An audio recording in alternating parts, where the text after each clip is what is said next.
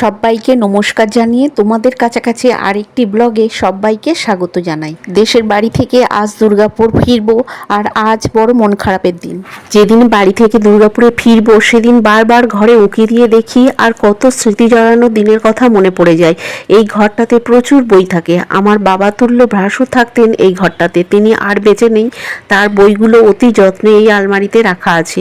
যখনই আসি বাড়িতে বইগুলো একটু নাড়াচাড়া করি আর যাবার সময় এইভাবে ঢেকে দিয়ে চলে যায়।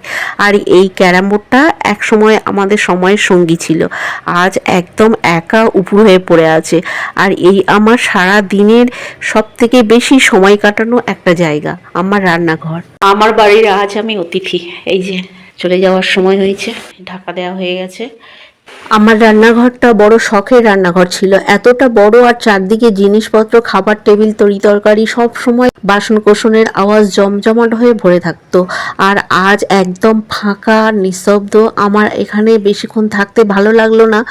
আবার কবে আসবো ঠাকুর ঘরে প্রণাম করতে চলে গেলাম। বাপের বাড়ি কাছেই, সেখানে খাওয়া সেরে চেঞ্জ করে বেরিয়ে যাব।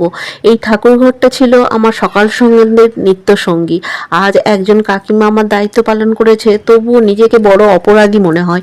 নিজের সব দায়িত্ব কর্তব্য ছেড়ে পরিস্থিতি আমাকে তাড়িয়ে নিয়ে বেড়াচ্ছে, বড় খারাপ লাগে।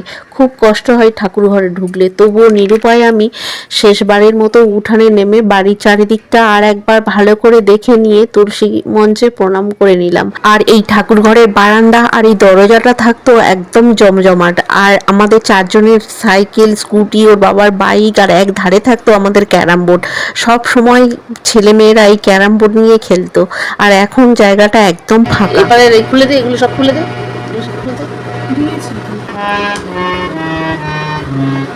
এটা মেয়ের খুব ছোট্টবেলা থেকেই হারমোনিয়ামটার সঙ্গী। এখানে এতদিন ছিল, ঠিকঠাক কি আছে কিনা বাজিয়ে দেখছিল, কারণ ও ঠিক করেছে হারমোনিয়ামটা নিয়ে দুর্গাপুরে যাবে।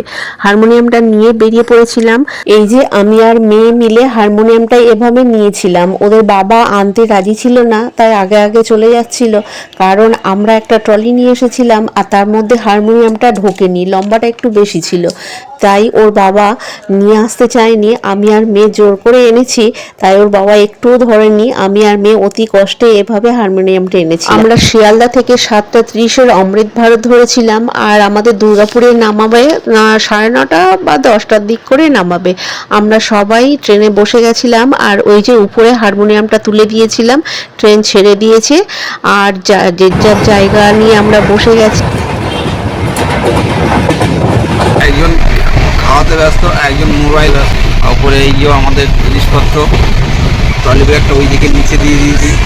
আমি আর ছেলে জানালার ধারে বসেছিলাম আর ফোন দেখায় ব্যস্ত ছিলাম দুজনেই।